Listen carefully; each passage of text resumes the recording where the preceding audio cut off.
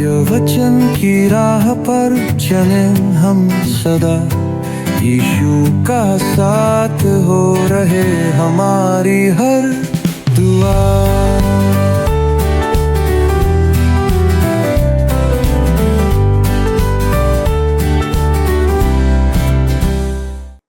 प्रिय दर्शकों, मैं आप सभी का इस क्रमबद्ध बाइबल अध्ययन कार्यक्रम सत्य वचन में हार्दिक स्वागत करती हूँ।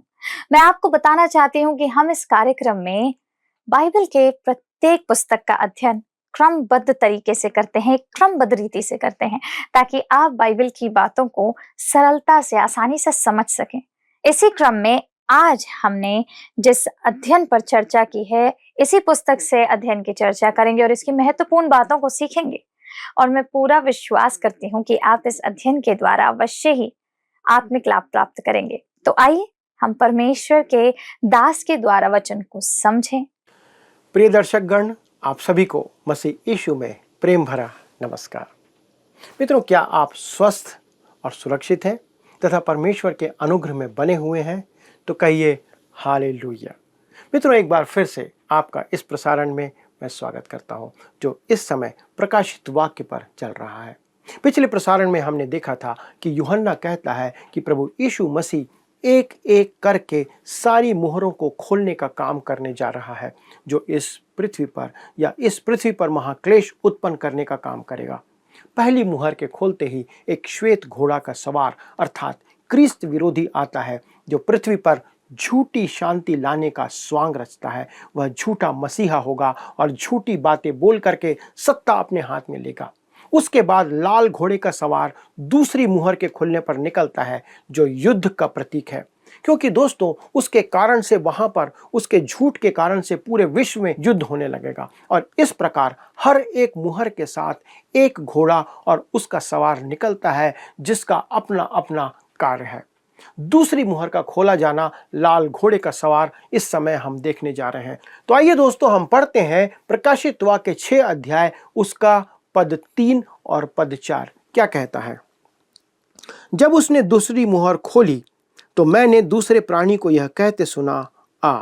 फिर एक और घोड़ा निकला जो लाल रंग का था। उसके सवार को यह अधिकार दिया गया कि पृथ्वी पर से मेल उठा ले, ताकि लोग एक दूसरे का वध करें, और उसे एक बड़ी तलवार दी गई। मित्रों, हमने देखा था कि पहला घुड़सवार जो है वो प्रभु यीशु मसीह नहीं हो सकता। क्यों? क्योंकि प्रभु यीशु मसीह द्वारा लाई गई शांति स्थायी शांति होगी। वो हमेशा के लिए शांति स्थापित करेगा। श्वेत घुड़सवार के बाद युद्ध का लाल घोड़ा निकलता है। श्वेत घोड़े के सवार द्वारा लाई गई शांति नकली और अस्थायी थे।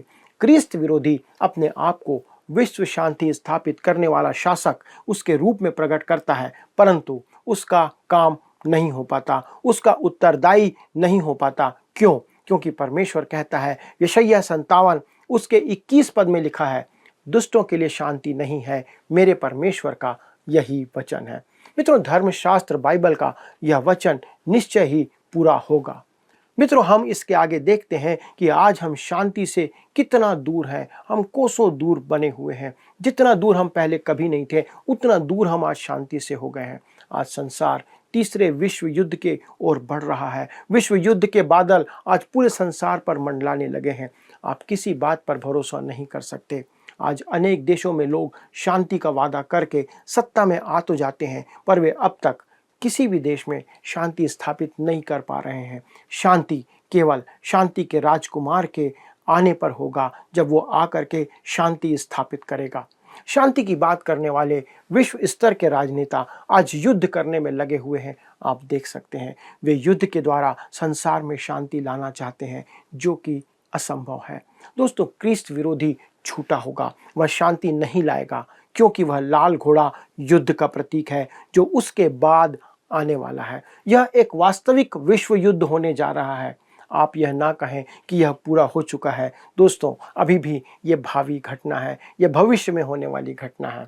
दोस्तों, तीसरी मुहर का खोला जाना इसके आगे हमें बताता है कि इसके साथ एक काले घोड़े का सवार आता है। तो आइए हम पढ़ते हैं इस बात को जानने के लिए। प्रकाशित वाक्य 6 उसका पद 5 क्या लिखा है।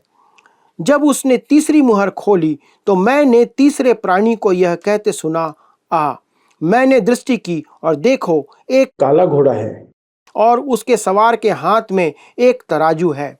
इसके आगे पद 6 में क्या कहता है, और मैंने उन चारों प्राणियों के बीच में से एक शब्द यह कहते सुना, दिनार का सेर भर गेहूं और दिनार का 3 सेर जौ, पर तेल और दाखरस की हानि ना करना। यहां पर हम देखते हैं दोस्तों, यूहन्ना फिर कहता है उसने सुना और उसने देखा। वह चाहता है कि हम इस बात को अपने मन में, अपने हृदय में बैठा लें। काला रंग विलाप का प्रतीक है, जो संसार में विलाप की ओर या विलाप होने का प्रकट करता है, या विलाप बढ़ते चला जाएगा इस बात को प्रकट करता है। आप इस संदर्भ में यिर्मयाह 4 का 28, मलाकी 3 का 14 पढ़ सकते हैं। यह अकाल का भी प्रतीक है दोस्तों। यही बात विलाप गीत 4 अध्याय उसके पद 8 और 9 में लिखी हुई है, जहां पर वो कहता है, परंतु अब उनका रूप अंधकार से भी अधिक काला है, वे सड़कों में पहचाने नहीं जाते, उनका चमड़ा हड्डियों में सट गया और लकड़ी के समान सूख गया है। तलवार के मारे हुए, भूख के मारे हुए से अधिक अच्छे थे जिनका प्राण खेत की उपज के बिना भूख के मारे सूख जाता है। मित्रों, यह काला घोड़ा विश्वव्यापी अकाल को दर्शाता है कि एक ऐसा समय आएगा जब इस संसार के अंदर लोगों के पास भोजन नहीं होगा। युद्ध के बाद अक्सर भोजन वस्तुओं की कमी होती है और ये सामान्य बात है जो हम देखते आ रहे हैं। यूनान के इतिहासकार हेरोदोतस ने लिखा है कि सैनिक का दैनिक भोजन लगभग उस समय 1.5 किलो मक्का और मजदूरी एक दिन का 1 दिनार हुआ करती थी। यही बात मत्ती 20 और उसके पद 2 में प्रकट की गई है। अतः हम कह सकते हैं कि उनके लिए परिवार का भरण पोषण करना कठिन हो जाएगा, क्योंकि इतना कम उन्हें दिया जाएगा कि वे अपने परिवार को पाल नहीं पाएंगे। और तब आगे क्या कहता है, तेल और शराब विलासिता को हाथ मत लगाना। क्यों? क्योंकि तेल और शराब विलासिता की वस्तुएं हैं जिनका आनंद केवल धनी लोग उठाते हैं। दोस्तों, तेल हमारे प्रसाधनों में, सौंदर्य प्रसाधनों में और शरीर की देखभाल करने वाले उत्पादों में उपयोग होता है, जिनका उपयोग हम आज भी कर रहे हैं, यानी जीवन की विलासिता के लिए। परंतु वहां पर कहता है दाख मधु उस शराब के संदर्भ में है जो प्रचुर मात्रा में उस समय होगी। आप इस बात को देख करके समझ सकते हैं दोस्तों, क्या यह दिलचस्प बात या रोचक नहीं है कि खाने के लिए पर्याप्त खाद्य सामग्री नहीं होगी, खाने के लिए पर्याप्त जौ भी नहीं होगा, लेकिन शराब बनाने के लिए पर्याप्त जौ उपयोग किया जाएगा। यही होगी एक कमजोरी कि धनी के पास उसकी विलासिता के लिए सब कुछ होगा, लेकिन गरीबों के लिए कुछ भी नहीं होगा। वे उस दिन इसे बनाएंगे और अमीर लोग इसे खाया करेंगे, उपयोग किया करेंगे। दोस्तों, इस बात को मुझे कहते हुए कोई संकोच नहीं होता कि द्वितीय विश्व युद्ध के समय धनवान लोगों को भोजन की कमी नहीं होती थी, जबकि गरीबों के पास खाने के लिए भोजन नहीं था। उन्हें जीवन भर का पूरा सुख प्राप्त हुआ करता था। एक धनी मनुष्य था जिसने अपनी कहानी बताया कि उस समय युद्ध के दौरान जब वह चाहता था तब वह अपना मनपसंद भोजन खाया करता था। क्यों? क्योंकि उसके पास पैसा था और उसे सब कुछ मिल जाता था। ऐसा ही फिर से होगा, क्योंकि समय आ रहा है। बाइबल कहती है समय निकट है। धनवानों को सब कुछ मिलेगा, परंतु गरीब लोग मूलभूत वस्तुओं से भी वंचित रहेंगे। ऐसा सदा से होता आया है। दोस्तों, गरीबी उन्मूलन की बातें सुनकर आश्चर्य होता है। गरीबों का तो भला कभी नहीं हुआ, परंतु अनेक ऐसे लोग हैं जो इन योजनाओं के अंतर्गत नौकरी पा करके अवश्य वे अमीर हो गए हैं। गरीबों को सिर उठाकर जीने का अवसर भी कभी नहीं मिला। क्यों?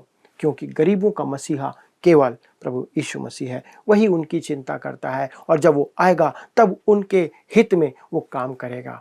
दोस्तों, अब आप कल्पना करें कि भविष्य की परिस्थितियां कैसी होने जा रही है। प्रकाशित वाक्य भविष्य का वृत्तांत है जो कि महाक्लेश के समय होने जा रहा है। मैं आज की परिस्थितियों का उदाहरण देता हूं तो इसलिए कि आपको समझ में आ जाए कि ये घटनाएं जो हो रही हैं ये निरर्थक नहीं है, ऐसा होना निश्चित है। दोस्तों, इस बात को मैं आपको बताना चाहता हूँ। एक पास्टर हैं जिनका नाम है पास्टर थॉमस मैलेथ्यूस। उन्होंने 1798 में बहुत पहले ही कह दिया था कि जनसंख्या की शक्ति पृथ्वी पर मनुष्य के पेट भरने और पोषण हेतु उपज उत्पन्न करने से कहीं अधिक है। दोस्तों, उस समय तो उनकी बात पर किसी ने ध्यान नहीं दिया, परंतु 1959 में 1959 में संयुक्त राष्ट्र संघ के 77 देशों के द्वारा निर्मित एक संस्था जो कि भोजन एवं कृषि संस्था थी, उसकी बैठक रोम में हुई और उस सभा में भूख और कुपोषण पर विचार करते हुए उसके अध्यक्ष ने इस बात को कहा। और उन्होंने क्या कहा? आज नहीं तो कल भोजन उत्पाद अपनी चरम सीमा पर होगा और यदि जनसंख्या बढ़ती रही तो भूखमरी नरसंहार बन जाएगी। जैसा प्राचीन काल में अकाल, बीमारियां और युद्ध एक साथ मिलकर लोगों के ऊपर प्रहार किया करते थे। दोस्तों, संयुक्त राष्ट्र संघ के भोजन एवं कृषि संस्थान के निर्देशक ने यह चेतावनी देते हुए अपनी सेवानिवृत्ति कर ली और उन्होंने कहा, मैं संसार को अंतिम चेतावनी दे रहा हूं, यदि समस्या का हल नहीं निकाला गया तो 50 वर्ष में संसार में अव्यवस्था आ जाएगी। संसार के राष्ट्र आज निर्बुद्धि लोगों के समान काम कर रहे हैं। किसी ने यह ब्यौरा दिया है कि समाजवादी दायरे के सीमांत देशों के अंतर्गत करीब 75 करोड़ लोग अधिक भूखे सो जाते हैं। एक बार उन्हें भोजन खाने को नहीं मिलता है। भुखमरी बढ़ती जा रही है। मित्रों, आज अकाल युद्ध के बाद आता है, इस बात को हमें याद रखना है। इसके बाद हम देखते हैं चौथी मुहर का खोला जाना, जबकि उसके साथ एक पीले घोड़े का सवार आता है। आइए हम पढ़ते हैं प्रकाशित वाक्य 6वां अध्याय उसका पद 7 कहता है, जब उसने चौथी मुहर खोली तो मैंने चौथे प्राणी का शब्द यह कहते सुना, आ। पद 8 में कहता है, मैंने दृष्टि की और देखो एक पीला सा घोड़ा है और उसके सवार का नाम मृत्यु है और अधोलोक उसके पीछे पीछे है और उन्हें पृथ्वी की 1/4 पर यह अधिकार दिया गया कि तलवार और अकाल और मरी और पृथ्वी के वन पशुओं के द्वारा लोगों को मार डाले। दोस्तों, यहाँ पर एक ऐसी महामारी आती हुई दिखाई गई है जो पृथ्वी की 1/4 1/4 जनसंख्या को खत्म कर देगी। उस दिन इसे रोकने के लिए पर्याप्त एंटीबायोटिक, इसी प्रकार का कोई पेनिसिलिन, कोई दवाई, कोई युद्ध नहीं होगा। उसके सवार का नाम क्या है? उसके सवार का नाम है मृत्यु, द डेथ। यद्यपि उस घुड़सवार का नाम मृत्यु है, परंतु यहाँ पर मृत्यु युद्ध से अधिक मानव रूप में प्रकट की गई है या रखी गई है। शारीरिक मृत्यु में हमें जितना दिखता है उससे कहीं ज़्यादा नाश या नुकसान शामिल होता है। इस बात को हमें याद रखना है। क्यों? क्योंकि मनुष्य सिर्फ शारीरिक व्यक्ति या मनुष्य सिर्फ शारीरिक नहीं है और मृत्यु शारीरिक गतिविधि बंद होने से कहीं अधिक है। इसका मतलब ये निकलता है कि जब मृत्यु होती है तो केवल शरीर बंद नहीं हो जाता काम करना, उसके साथ बहुत सारी चीजें बंद होती हैं। जहां मृत्यु शरीर को ले जाती है वहीं अधोलोक वह स्थान है जहां खोए हुए व्यक्ति की आत्माएं चले जाती है। दोस्तों, आप इस बात को जान सकते हैं कि उनका जीवन खत्म कर देती है। वो मृत्यु उनके न केवल शरीर को परंतु उनके आत्मिक जीवन को खत्म कर देती है। उस दिन इसे रोकने के लिए पर्याप्त एंटीबायोटिक, पेनिसिलिन या कोई दूसरा तरीका या मर्ज को दूर करने का तरीका उपलब्ध नहीं होगा।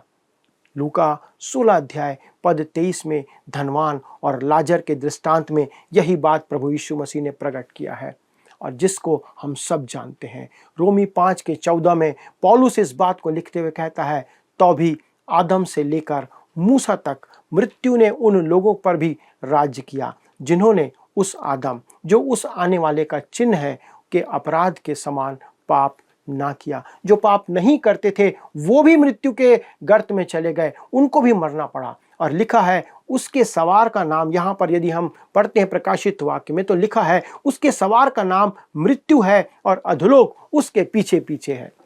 मित्रों, लूका 16:23 में अधोलोक का वर्णन किया गया है जो नरक नहीं है। नरक और अधोलोक अलग अलग है। जहां धनी मनुष्य चला गया था ये वो स्थान है जो अधोलोक कहलाता है। यह या तो वह स्थान है जहां पर मरने के बाद आत्माएं जाती हैं या केवल कब्र के बारे में ही कहा गया है जहां पे एक पार्थिव देह या मरा हुआ व्यक्ति रखा जाता है।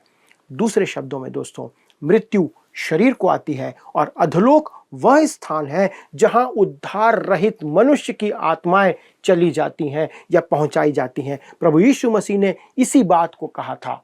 और रोमियो की पत्री में पौलुस 5वें अध्याय के 14 में इसी बात को कहता है। पौलुस उसे मृत्यु को वहां पर एक मानव स्वरूप देता है और उसी अंश में पाप को भी वह व्यक्तिगत रूप से प्रकट कर देता है। वह उन बातों को बल देने का प्रमुख बनाने के लिए ऐसा करता है कि हम उस बात को समझें। दोस्तों, आपको मालूम होगा उत्पत्ति की पुस्तक से कि पाप और मृत्यु एक ही साथ संसार में आए थे। पाप का परिणाम मृत्यु है। आदम से मूसा तक मनुष्य ने आदम के समान पाप नहीं किया था। उनका पाप व्यवस्था का उल्लंघन भी नहीं था, ना ही आज्ञा का उल्लंघन था जैसा कि आदम ने किया था। उस समय तक 10 आज्ञाएं भी नहीं दी गई थी। इस कारण मनुष्य पाप करता रहा और मरता रहा। यद्यपि उनके ऊपर इन सब के बावजूद भी उन पर मृत्यु का परिणाम रहा और वे सब मारे गए। आदम का पाप उनका पाप हो गया क्योंकि वे भी आदम के समान मारे गए थे। दोस्तों, जल प्रलय में शिशु भी मारे गए थे। वे बच्चे जिन्होंने शारीरिक तौर पे पाप नहीं किया था, उन्हें भी मरना पड़ा। इसका मतलब यह है कि मृत्यु जो है उन पर भी राज्य करती थी।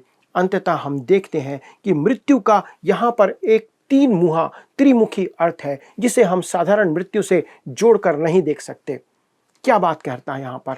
हम मृत्यु को केवल शरीर से ही संबंधित नहीं रख सकते। मृत्यु का 3 मुख्य अर्थ यहाँ पर प्रकट होता है। पहला, यह शारीरिक मृत्यु है जो आदम के पाप के कारण से हमारे जीवन में आती है। हर एक को मरना पड़ेगा। दूसरा, यह एक आत्मिक मृत्यु भी है जो परमेश्वर से अलगाव और विद्रोह के कारण से हमारे जीवन में आती है। हम आदम से मृतक स्वभाव को पाते हैं। इसका अर्थ है कि हम में परमेश्वर के लिए योग्यता नहीं है और ना ही उसके लिए मन में हम इच्छा रखते हैं या हमारे मन में उसके लिए इच्छा होती है। ये दूसरी बात हुई। तीसरी बात यह है अनंत मृत्यु जो परमेश्वर से सदाकालीन वियोग या अलगाव को प्रकट करता है। मित्रों, यदि मनुष्य का उद्धार ना हो तो यह अनिवार्य रूप से सभी के साथ संपन्न होगा। यह दूसरी मृत्यु है जिसके बारे में हम अध्याय 20 में और अध्याय 14 में आगे जाकर के पढ़ेंगे, जो कि प्रकाशित वाक्य की पुस्तक में दिया गया है। मित्रों, आदम के पाप में गिरने से पूर्व परमेश्वर ने उसे उत्पत्ति 2:17 में कहा था, क्योंकि जिस दिन तू उसका फल खाएगा उसी दिन अवश्य मर जाएगा। दोस्तों, याद रखिए कि आदम 900 वर्ष से अधिक समय तक जीवित रहा, परंतु परमेश्वर के लिए तो वह उसी दिन आत्मा में मर गया था जिस दिन उसने वह फल खाया था। वह परमेश्वर से दूर भागता रहा। उसमें अब परमेश्वर के साथ सहभागिता की, परमेश्वर के साथ मिलने की कोई लालसा नहीं रह गई थी। यही पाप का स्वभाव है, यही मनुष्य का स्वभाव है जो हमारे अंदर है। वह आत्मिकता में मर गया था और शारीरिक मृत्यु उसके पीछे पीछे चलती आ रही थी और वो समय पर पूरी हुई। दोस्तों, वह मृत्यु सारे मानव जाति का अधिक विनाश करने लगी। आज हम दवाओं और विज्ञान के अद्भुत विकास के कारण अधिक जीने का प्रयास कर पाते हैं, लोगों को बीमारी से बचा पाते हैं, परंतु सच तो यह है दोस्तों कि मानव जाति का पतन होते चला जा रहा है। उसे एक दिन मरना ही पड़ता है। भले आप उसकी बीमारी को टाल सकते हैं, मृत्यु को टाल सकते हैं। यदि हमारे पास आधुनिक संसाधन ना हो, नई दवाइयां ना हो, तो हमारा जीवन काल बहुत छोटा हो जाएगा। आदम निश्चय ही मसीह का रूपक है, उसका प्रतीक है। मृत्यु आदम का उत्तरदायित्व है और उसके द्वार पर ही उसे खड़ा रहना है। परमेश्वर ने आदम को मरने के लिए नहीं सिरजा था। दोस्तों, इस बात को याद रखना। यह आदम का दंड था क्योंकि आदम ने परमेश्वर की आज्ञा का उल्लंघन किया था। क्योंकि आदम मानव जाति का पिता है, इसलिए उसका पाप संपूर्ण मानव जाति का पाप है और उसका पाप बन गया और उसकी मृत्यु भी हमारी मृत्यु बन गई। हमें उस मृत्यु को अपनाना पड़ा। प्रभु यीशु मसीह नई सृष्टि का पहलौठा है और नई सृष्टि उसी से जीवन पाती है। केवल वही है जो जीवन देता है, वही अपनों को जीवन देता है, अपनों को अनंत जीवन देता है। अनंत परम आनंद का उत्तरदायित्व केवल प्रभु यीशु मसीह है। डॉक्टर लुईस स्पेयर शॉफर ने कहा था, इस प्रकार आत्मिक मृत्यु उस वंश की एक अटूट श्रृंखला के माध्यम से हम पर आती है, पर इसके विपरीत आदम से हमें शारीरिक मृत्यु तत्काल प्राप्त होती है, क्योंकि प्रत्येक व्यक्ति आदम के पहले पाप में अपनी व्यक्तिगत भागीदारी के कारण शारीरिक रूप से मरता है। मित्रों, महाक्लेश के युग में मृत्यु बेलगाम हो जाएगी। यही बात मत्ती 24 के 22 में प्रभु यीशु मसीह ने कहा था, यदि वे दिन घटाए ना जाते तो कोई प्राणी ना बचता, परंतु चुने हुओं के कारण वे दिन घटाए जाएंगे। दोस्तों, महान श्वेत सिंहासन के न्याय के समय मृत्यु अंततः नष्ट कर दी जाएगी, मृत्यु को समाप्त कर दिया जाएगा। प्रकाशित वाक्य 20:14 में इसी बात को प्रकट किया गया है। इसकी पुष्टि पौलुस अपने वचनों में करता है। पहला कुरिन्थी 15 अध्याय के पद 26 में वो कहता है, सबसे अंतिम बैरी जो नष्ट किया जाएगा वह मृत्यु है। और यूहन्ना प्रकाशित वाक्य 21:4 में इसे फिर से कहते हुए कहता है, वह उनकी आंखों से सब आंसू पोंछ डालेगा और इसके बाद मृत्यु ना रहेगी और ना शोक, ना विलाप, ना पीड़ा रहेगी, पहली बातें जाती रहेंगी। मित्रों, तलवार, अकाल, महामारी, वन पशु सब नष्ट कर दिए जाएंगे। परमेश्वर ने यहेजकेल भविष्यवक्ता के द्वारा से इसके होने की भविष्यवाणी भी बाइबल में पहले ही कर दी थी। यहेजकेल 14:21 में कहता है, क्योंकि प्रभु यहोवा यूं कहता है, मैं यरूशलेम पर अपने चारों दंड पहुंचाऊंगा, अर्थात तलवार, अकाल, दुष्ट जंतु और मरी, जिनसे मनुष्य और पशु सब उसमें से नष्ट हो। दोस्तों, पीला घोड़ा पृथ्वी के निवासियों के नष्ट होने के लिए महामारी और अकाल का प्रतीक है। इस समय जैविक युद्ध होने की भी संभावना है। वैज्ञानिकों का कहना है कि परमाणु बम किसी क्षेत्र के अधिकांश जनसंख्या को नष्ट कर सकता है, परंतु जैविक हथियार से एक ही सप्ताह में पूरी की पूरी जनसंख्या को, पूरी पृथ्वी के लोगों को नष्ट किया जा सकता है। ये है जैविक हथियार की सामर्थ्य। हम कोविड के दौरान इस प्रकार की जैविक आपदा को देख चुके हैं। हम सब ने इसको अनुभव किया है। हमारे कितने अपने हैं जो इसमें चले गए। हमने 4 घुड़सवारों का निकलना देखा है। दोस्तों, यही विधि है जिसका उल्लेख प्रभु यीशु मसीह ने किया था। मत्ती 24 उसके 5 और 8 में जैतून के पर्वत पर उसने अपने शिष्यों से कहा, क्योंकि बहुत से ऐसे होंगे जो मेरे नाम से आकर कहेंगे, मैं मसीह हूं, और बहुतों को भरमाएंगे।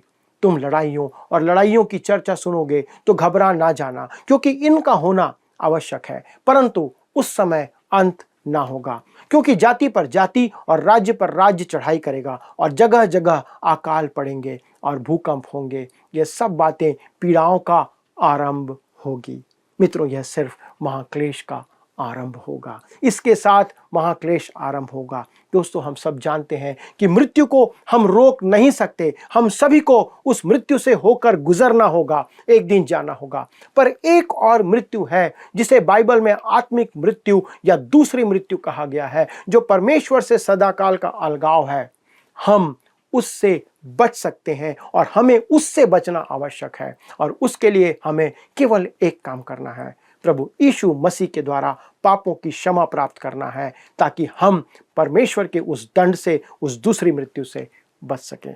आइए दोस्तों, हम प्रभु के पास आकर प्रार्थना करें कि हमारे ऊपर वो दूसरी मृत्यु का प्रभाव ना पड़े, जो कि हमारे शरीर, हमारे प्राण, हमारे आत्मा सबको परमेश्वर से अलग कर देगी। आइए प्रार्थना करें। हमारे स्वर्गीय पिता, प्रभु यीशु क्रिस्त के पवित्र सामर्थी नाम में आपको धन्यवाद देते हुए आपके सन्मुख आते हैं। प्रभु, आपके इस सुंदर वचन के लिए, इस जानकारी के लिए कि पिता परमेश्वर हमारे लिए प्रभु वो मृत्यु ठहराई गई जो आदम से हमें मिली है, परंतु प्रभु आपने अनुग्रह किया है कि हम उस दूसरी मृत्यु से बच सकते हैं। अनुग्रह करना पिता कि यदि आज हम उस दूसरी मृत्यु के आगोश में हैं, कितने ऐसे लोग हैं प्रभु जो इस दूसरी मृत्यु के आगोश में अब तक बने हुए हैं। उन्होंने पापों की क्षमा प्राप्त नहीं की है, उन्होंने प्रभु यीशु मसीह को उद्धारकर्ता के रूप में नहीं जाना है। प्रभु, आज का दिन उनके जीवन को बदलने का दिन हो कि प्रभु आज वे उस दूसरी मृत्यु के बंधन से छूट जाएं, प्रभु यीशु के पास आकर पापों की क्षमा प्राप्त करें, और पिता इस संसारिक जीवन में प्रभु वो एक जयवंत जीवन जीते रहें, ताकि प्रभु आज से उनके जीवन में वो आनंद भरा रहे जो आपने अपने लोगों को दिया है। धन्यवाद के साथ इस विनती को प्रभु यीशु क्रिस्त के नाम से मांगते हैं, आमीन। प्रिय मित्रों, क्या आज के अध्ययन के आधार पर आपके पास कुछ प्रश्न हैं? यदि आप इन प्रश्नों का उत्तर हमसे चाहते हैं तो कृपया फ़ोन के द्वारा हमसे संपर्क करें। हमारे सलाहकार आपकी सहायता करने के लिए तैयार बैठे हैं। अगले प्रसारण में इस अध्ययन को आगे बढ़ाएंगे। तब तक परमेश्वर का अनुग्रह, उसकी उपस्थिति आपके साथ, आपके बच्चों के साथ, आपके पूरे परिवार के साथ बनी रहे। प्रभु आपको आशीष दे।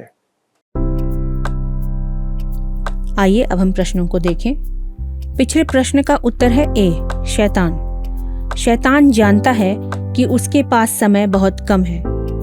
आज के अध्ययन पर आधारित प्रश्न है, प्रकाशित वाक्य की पुस्तक में काला घोड़ा क्या दर्शाता है? ए, विश्वव्यापी युद्ध, बी, विश्वव्यापी संहार, सी, विश्वव्यापी अकाल, डी, विश्वव्यापी शांति।